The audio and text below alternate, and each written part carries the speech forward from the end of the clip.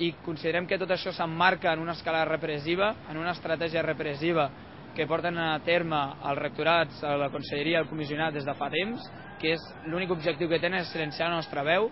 Han utilitzat expedients, han utilitzat sancions i ara estan utilitzant les porres i cada dia més.